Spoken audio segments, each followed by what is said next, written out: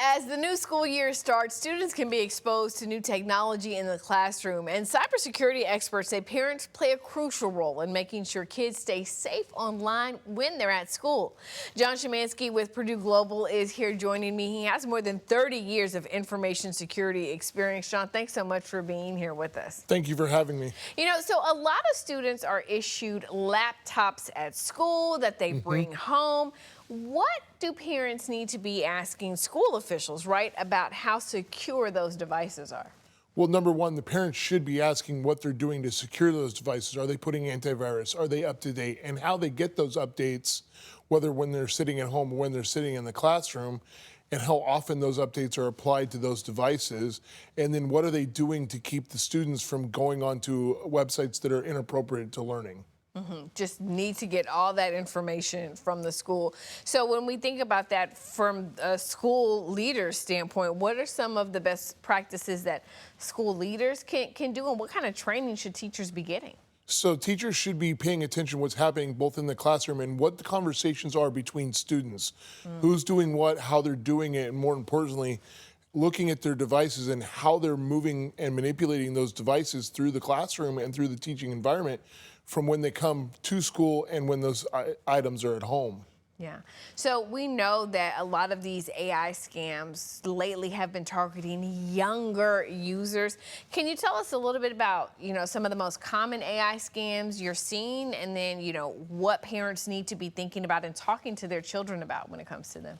Well, one is a sense of urgency. Most of these scams work on a sense of urgency. They work on a time frame that they want something right now. They want your information right now. They want your banking information or your password right now in order to make it seem real and an urgent process.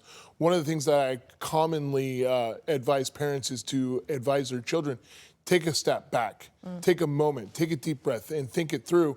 And when it doesn't seem right, ask somebody. Ask a parent, ask a teacher, or even a police officer or a school administrator to say, I got this. Is this correct? Does this work for the school? Does it work for me?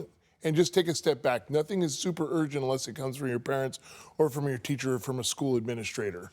And so if that happens, right, if there is some sort of threat, your child flags you, Mom, wait, come see what this is. What should you, the parent, do when you see this on the computer? I feel like some people are going to just turn the computer off, shut it down or whatever. What's the actual right steps parents should take? Sure. Number one, again, take a step back. Look at it objectively. And what is it asking for? What is it truly asking for?